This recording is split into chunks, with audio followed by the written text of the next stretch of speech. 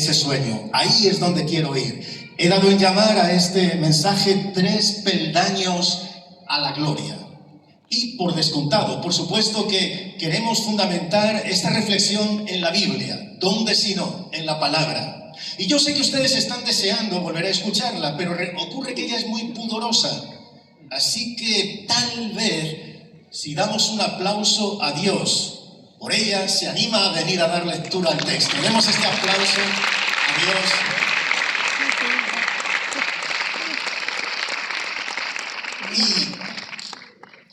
Y es que me dan unas ganas de volver a ponerme cursi, pero no sé si debo o no. Es que ella no habla, ella acaricia cuando habla. Ya lo dije. Marcos 9, versículos del 2 al 7. Fíjense en este texto que nos traslada junto a Jesús y a 3 de sus íntimos. Vamos a descubrir 3 peldaños a la gloria. Transpórtate, sitúate en la escena, por favor. 6 días después, Jesús tomó con él a Pedro, a Jacobo y a Juan, y los llevó a ellos solos a un monte alto, y se transfiguró delante de ellos. Sus vestiduras se volvieron resplandecientes, muy blancas, tal como ningún lavandero sobre la tierra las puede blanquear. Y se les apareció Elías junto con Moisés, y estaban hablando con Jesús. Entonces Pedro dijo a Jesús: Rabí, bueno es que estemos aquí. Hagamos 3 enramadas, una para ti, otra para Moisés y otra para Elías. Porque él no sabía qué decir, pues estaban aterrados. Entonces se formó una nube que los cubrió, y una voz salió de la nube: Este es mi Hijo amado, oigan a él. Amén.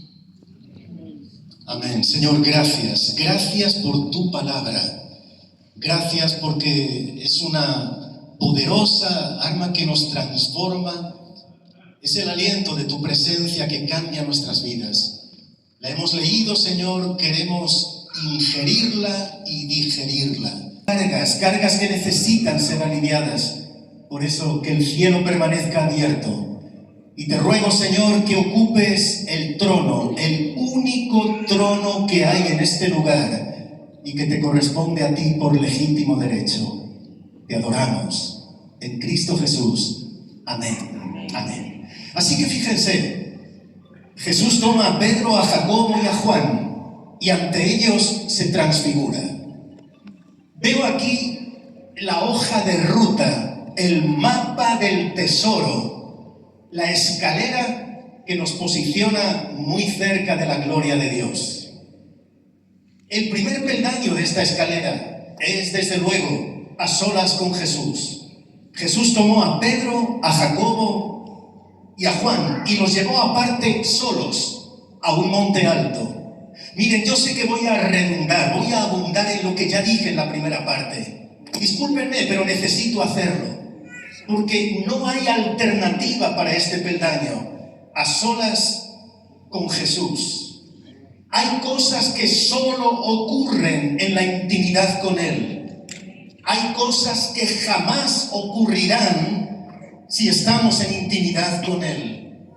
Cuanto más cerca estoy de Dios, más cuenta me doy de quién es Él y quién soy yo. He descubierto de manera clara que las personas que han provocado cambios en mi vida, si yo te dijera personas a las que Dios ha utilizado, si yo te diera sus nombres y apellidos, tú me dirías: ¿y ese quién es? Porque son desconocidos. Son, sin embargo, personas que han convertido el costado de Jesús en su domicilio espiritual. La mayoría de esos hombres y mujeres a los que Dios ha usado para transformar mi vida son desconocidos en la tierra, pero conocidos en el cielo. Son personas anónimas aquí que no codician cargo, pero que tienen carga por servir. Personas que se caracterizan por eso, por la comunión con Dios. Y la comunión con Dios, una de las cosas que provoca Es una sensación de humildad deliciosa, deliciosa. Mira, si hay una cualidad de carácter que a mí me fascina, me cautiva y me enamora, es la humildad. Creo que la sencillez y la humildad son el mejor adorno que puede lucir una persona. Es más, creo que las personas verdaderamente grandes son verdaderamente humildes, porque grandeza es reconocer la humildad. Fíjate, hubo alguien en la Biblia que liberó, proclamó, pronunció la oración más atrevida de la historia. Estoy refiriéndome a Moisés. Fíjate, Moisés le dice a Dios: te ruego que me muestres tu gloria. Escucha, hasta ese momento Moisés había visto la manifestación de la gloria de Dios de múltiples maneras, en múltiples ocasiones. Él había visto el mar abrirse y generar un pasillo seco. Él había visto el cielo abrirse y enviar maná. Él había visto brotar agua de la roca, de la peña.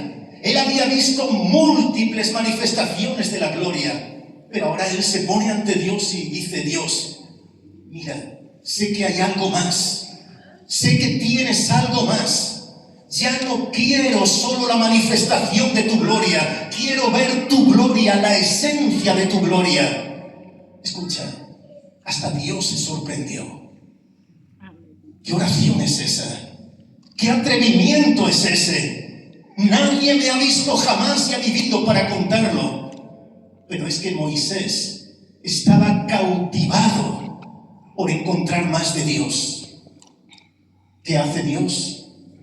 Enviarle a solas al monte, a solas con Dios. Y porque él tuvo el atrevimiento de levantar esa oración, Dios responde y le dice: yo haré pasar todo mi bien delante de tu rostro. Mira, hay personas que no se conforman solo con un poco, sino que saben que Dios tiene más, que Dios es un cofre repleto de tesoros al que podemos acudir cada mañana y bucear en él y extraer más. Esas personas inconformistas, benditamente inconformistas, marcan una diferencia. Son personas que tienen una dependencia gloriosa de la comunión y la intimidad. Los vas a conocer enseguida, porque la comunión con Dios no se puede fingir. O la tienes o no la tienes. Y la comunión con Dios no se puede ocultar. Quien vive en comunión con Dios no necesita decir oro 4 horas. Es que desprende aroma de cielo, a solas con Jesús.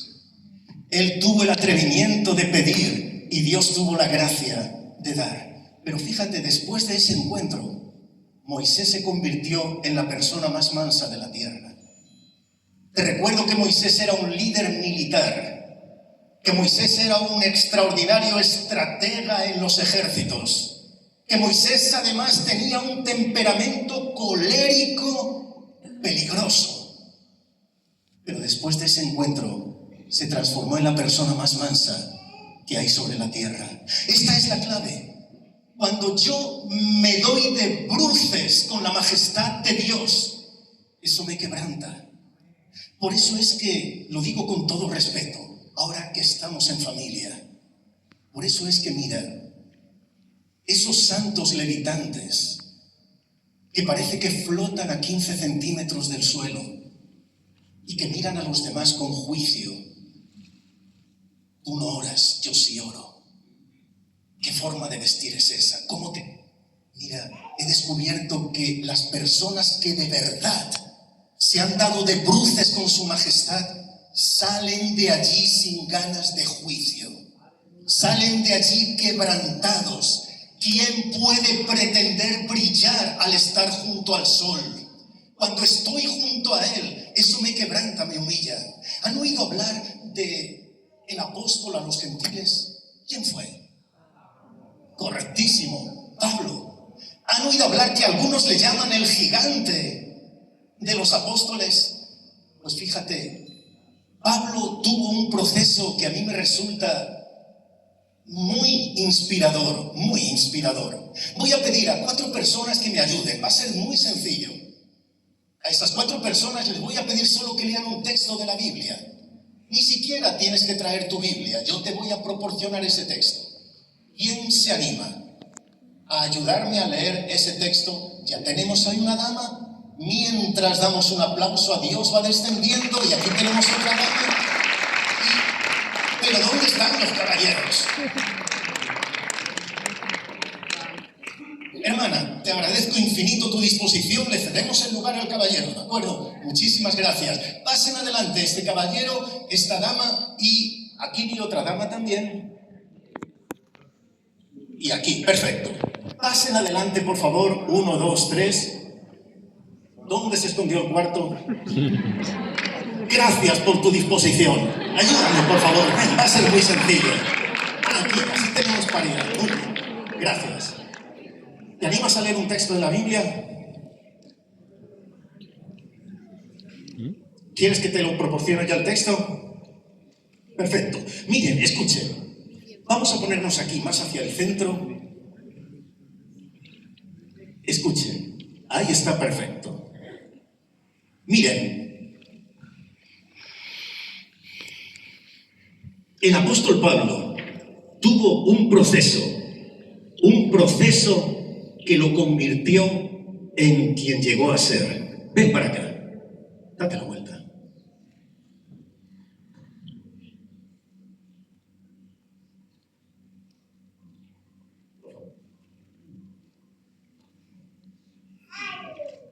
Escuchen, Pablo se convierte, lleva 5 años convertido y concluyendo esos 5 años, él escribe a los Gálatas y les dice: a mí los de reputación no me enseñaron nada. Muy bien leído, escúchalo. A mí los de reputación no me enseñaron nada. Dime, ¿no te suena un poquito entero? Voy a parafrasear lo que acaba de leer nuestro hermano. A mí esa gente tan sabia no tiene nada que enseñarme. Convertido sí, pero un poquito entero todavía. Ahora, 5 años después, él escribe a la iglesia en Corinto y le dice lo siguiente: soy el más pequeño de todos los apóstoles. Ay, este me gusta más ya. A medida que él va creciendo en comunión y conocimiento, el Pablo va decreciendo. Pero 12 años después, a sus espaldas, iglesias florecientes, personas convertidas, vidas transformadas. 12 años después, dice a la iglesia en Éfeso: soy menos que el más pequeño de todos. ¿Qué dijo antes? Soy el más pequeño de todos los apóstoles. Soy menos que el más pequeño de todos. Pero escucha, Pablo, mira hacia atrás.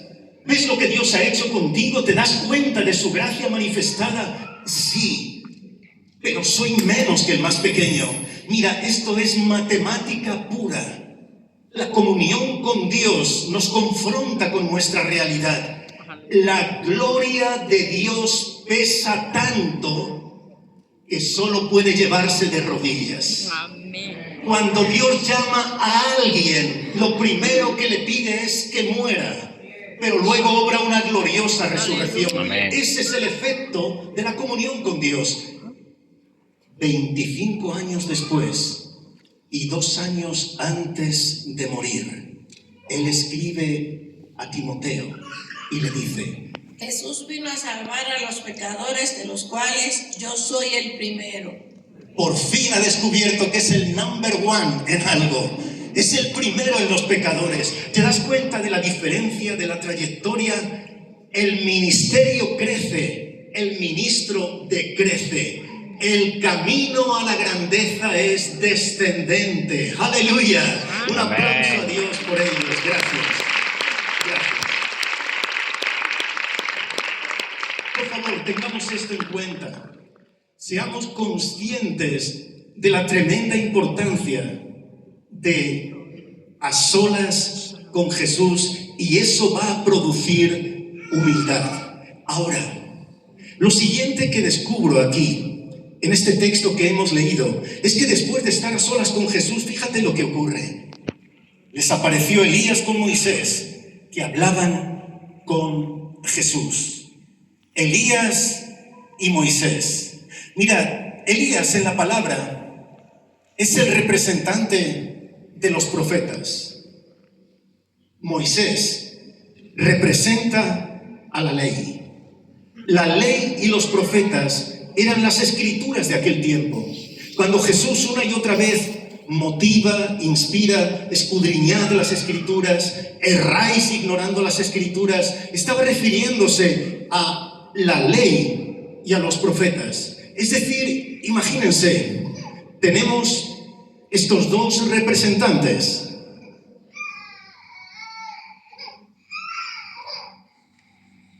Por favor, ayúdenme a sostener esto. Le agradezco mucho, si es tan amable, nos honra con su presencia. Por favor, póngase aquí delante y miren. ¿Serías tan amable de sostener esto a su lado? Moisés y Elías, la ley y los profetas. Esto es la palabra. Así que mira, después de a solas con Jesús, para alcanzar el sueño genuino, se trata de un encuentro con la palabra de Dios. Me siento feliz de saber que aquí está Sociedad Bíblica. La labor de divulgación que hacen, no solo divulgación, sino también traducción. Es fundamental esto, mira, el atajo a la herejía son experiencias místicas sin respaldo en la palabra. Esas personas que constantemente dicen yo estoy en una comunión íntima con Dios, pero no se comen la palabra, cuidado, porque la palabra nos afina. Por eso yo te animo con todo mi corazón, abre la Biblia, sumérgete en ella, bucea en las páginas sagradas, repásala y repósala, ingiérela y digiérela, porque quien respira Biblia exhala vida, un encuentro con la palabra. Te recomiendo de verdad que busques todos los días leer algún texto. Me inquieta cuando alguien dice, es que la Biblia es aburrida. No puedo admitirlo. No puedo admitirlo. Mira, soy escritor, pero mucho más que escritor, soy lector. Soy un lector compulsivo. Leo todo y leo siempre. Si leer demasiado es un problema, yo tengo ese problema. He podido publicar 34 libros, pero he leído más de 2024. ¿Por qué te digo esto? Por lo siguiente. Haber leído, leer constantemente, no me autoriza demasiadas cosas, pero me afirma en una verdad absoluta. La Biblia es el libro más perfecto que jamás se haya escrito. Es perfecta en su estilo y es perfecta en su contenido. Si lo que te gusta es la novela histórica, la Biblia. Si lo que te cautiva es la novela romántica, la Biblia. Si lo que a ti te fascina es la perfecta poesía, la Biblia. Si lo que a ti realmente te atrae es el género epistolar, la Biblia. La Biblia contiene todo tipo de estructura literaria, pero además, es que mira, cualquier libro te informa. Algunos libros además te forman, pero la Biblia es el único libro que te informa, te forma y te transforma. Te transforma absolutamente. Aleluya. Por eso, come de la palabra, ley y los profetas. Mira, he visto iglesias que tienen una vida emocional increíble. No tienen cultos, ellos los llaman cultazos, porque hay que temblar, hay que vibrar. Y mira, respeto absolutamente eso. Creo que Dios nos concede momentos de idilio espiritual en los que es imposible no temblar y llorar bajo su gracia. Amén. Pero las iglesias que soportan el vendaval tienen esos momentos de pasión, pero tienen una solidez bíblica clara. Porque lo que te va a sostener en el vendaval no es la emoción, es la convicción. Santo. La enseñanza de la Biblia a veces no crea emociones, pero crea convicciones. Así que a solas con Jesús y comiéndose la palabra. Gracias, hermanos, demos un aplauso de gratitud. Muchísimas gracias. Gracias.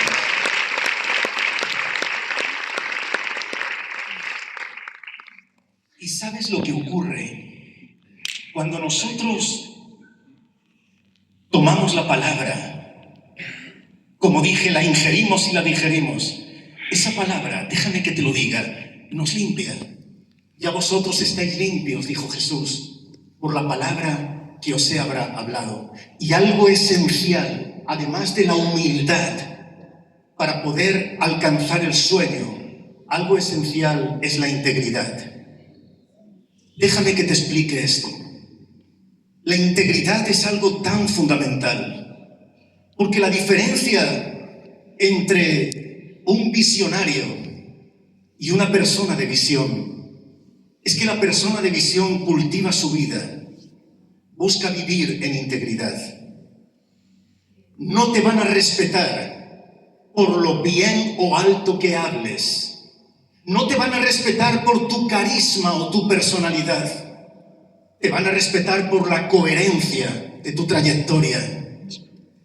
Ya dejaron de asombrarme los despegues meteóricos. Yo prefiero las trayectorias estables. Personas cuya vida respalda su mensaje. Personas que muchas veces no tienen ni que hablar, porque están predicando 24 horas con sus acciones. Personas que nunca pisarán un púlpito, un estrado o altar. Y sin embargo, van dejando una estela de gratitud a Dios y de gracia de Dios. Ahora también, yo sé que llevamos una mañana intensa y larga y alguno tal vez hasta tenga un poquito de sueño. A ellos quiero referirme ahora, a los que tenéis sueño. Quiero, por favor, pedirte que me ayudes a ilustrar algo también. Me gusta ilustrar la verdad porque las palabras son enanos y los ejemplos son gigantes. Porque alguien dijo, oigo y olvido, veo y recuerdo, hago y aprendo. Por eso voy a pedirte, cariño, ¿serías tan amable de distribuir estos carteles entre 4 personas? A ti no se van a atrever a decirte que no, ya verás. El principio que estoy transmitiéndote es tan importante que no quiero que lo oigas, quiero que lo veas, pero quiero además que lo aprendamos. Quienes habéis recibido ese tributo, ese trofeo y ese regalo, no es gratis, tenéis que pasar adelante, por favor. Un aplauso a Dios por ellos y por ellas. Adelante, por favor.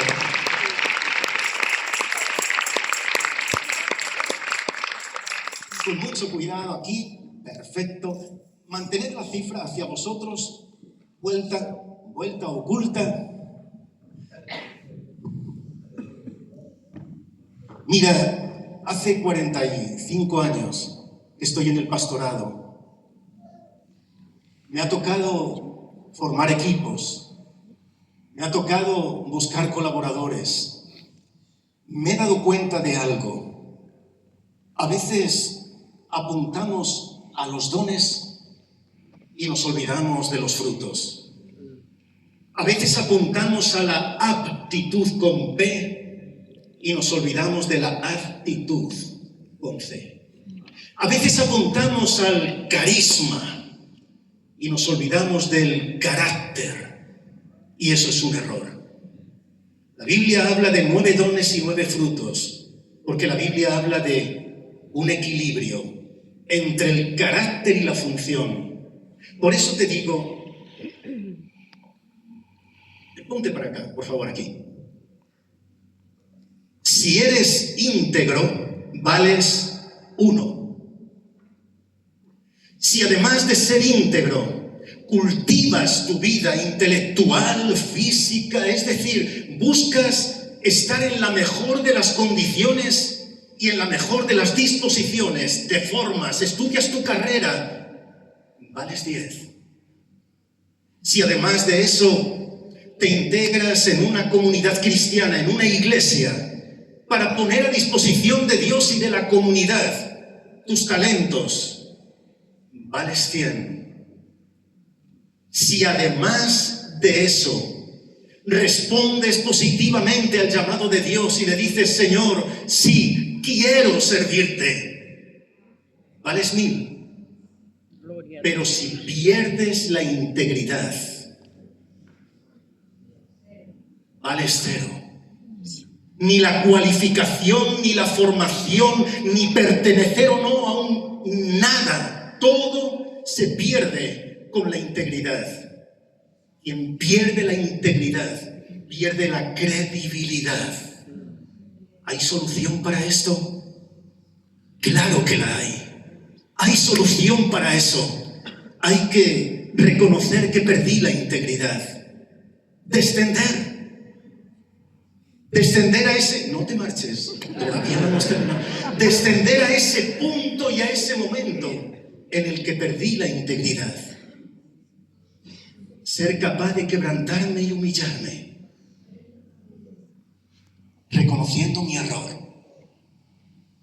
y recuperar la integridad. Y entonces Dios, que es bueno, inmensamente bueno, sigue creyendo en nosotros. Querido hermano o hermana, busca ser el mejor en lo que hagas, pero busca sobre todo que la integridad te caracterice. Y debo decir, porque es importante que lo sepamos, que integridad no es perfección.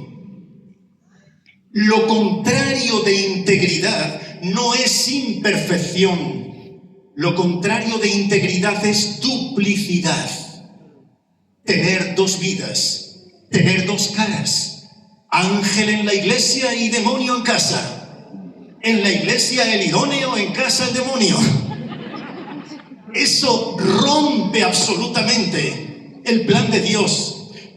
Pero es que fallo, claro que sí. Escúchame, no me olvido de vosotros y vosotras. Escúchame, todos los días, todos, tengo que pedir perdón a Dios varias veces.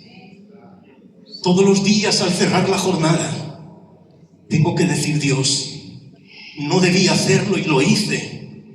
No debí decirlo y lo dije. Somos padres. Desde hace exactamente, era para que colaboraras, 39 años. 39 años. Kerit es nuestra hija mayor. Con ella nos equivocamos 1.000.000 de veces. Miriam, que tiene 32, supongo que sí. 33, ¿ven? Ven que tengo que pedir perdón todos los días. Miriam, que tiene 33, fue más bendecida. Ya éramos expertos. Con Kerit nos equivocamos 1.000.000 de veces en la educación y con ella solo 999.999 veces. Pero he descubierto que mis hijas no quieren padres perfectos, quieren padres coherentes. Hace años que tus hijas e hijos, que nuestras hijas saben que no somos perfectos, hace años que lo saben, pero no es eso lo que ellos quieren. Quieren padres coherentes, padres que si se equivocan piden perdón. Kerit, te traté como no debía haberte tratado. Hablé a mamá como no debería haberle hablado. En una ocasión, después de una conferencia, un padre vino casi a la carrera y me dijo: José Luis, ¿quisiste decir que yo debo pedir perdón a mis hijos? Le dije: exactamente eso dije. Jamás, replicó, perdería la autoridad si yo pido perdón a mis hijos. Le rogué que se sentara un momento a mi lado e intenté explicarle con todo cariño que es exactamente al contrario. Pedir perdón a nuestros hijos no nos quita autoridad, nos confiere autoridad. Integridad no es nunca me equivoco. Integridad es reconozco mi equivocación. Eso es integridad. Y mira, los que despliegan sueños que cambian la historia son personas que se quebrantan por estar cerca de Dios, pero que viven en integridad por comer y vivir la palabra. Esa es la clave y el segundo peldaño. Muchísimas gracias. No fue muy difícil, ¿verdad? Un aplauso a Dios, siempre a Dios. ¡Aleluya! Gracias, gracias. Pero entonces, y ojalá pudiera concluir aquí, y voy a concluir enseguida, pero todavía no. Porque hay un tercer y último peldaño. Y es que el primer peldaño, ¿cuál era? Recuérdenme, por favor. A solas con Jesús. El segundo peldaño fue un encuentro con la palabra, matrícula de honor. Y el tercer peldaño es bajo la sombra. Vino una nube que les hizo sombra. Y desde la nube una voz que decía: este es mi hijo amado, a él oíd. Pero vamos a ver, si busco vivir en comunión con Dios, si soy fiel a la lectura y a poner en práctica la palabra, ¿por qué llega esta sombra a mi vida? ¿Por qué llega este momento de oscuridad? ¿Por qué llega la noche del alma que decía Agustín de Hipona? ¿Por qué? ¿Por qué a la gente buena le ocurren cosas malas? ¿Por qué un siervo o sierva de Dios tiene que enfrentar precariedad económica o problemas de salud? Te garantizo algo, querido hermano y hermana. Hoy todos aquí tenemos nuestra particular nube que hace sombra. La persona que está sentada a tu lado tiene su particular nube, diferente de la tuya. Pero te quiero garantizar algo. Primero, Dios no disfruta con nuestro dolor, pero Dios convierte el dolor en un tesoro. Dios jamás desperdicia una pena, sino que las convierte en riqueza. Cuando Dios permite que anochezca, que llegue la sombra, es porque hay frutas que solo maduran bajo la luz de la luna. La luz del sol las quema. ¿Te has dado cuenta de que los cielos más hermosos siempre corresponden a los lugares más oscuros? Cuando las luces se apagan, Dios enciende 1.000.000 de lámparas en el cielo. Uno de los libros que escribí lleva como título El cincel de Dios. Muy pocos saben que cuando yo escribí ese libro, lo único que podía mover, era la mano. Estaba encamado, absolutamente imposibilitado de caminar. Una severa lesión en mi columna vertebral que me ha llevado 3 veces al quirófano.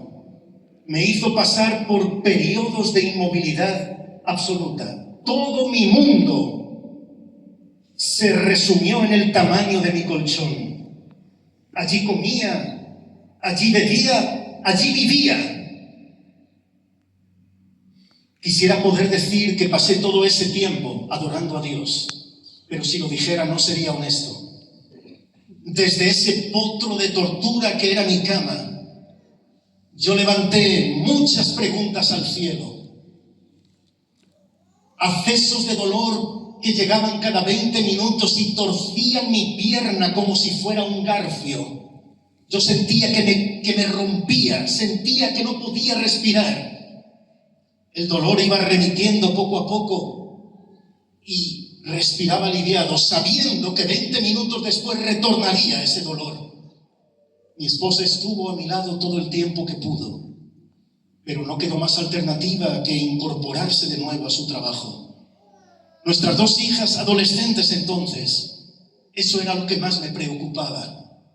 Ellas llegaban de la universidad y del instituto, tomaban una bandeja con su comida, una se ponía a mi derecha y otra a mi izquierda para compartir el tiempo de comida conmigo.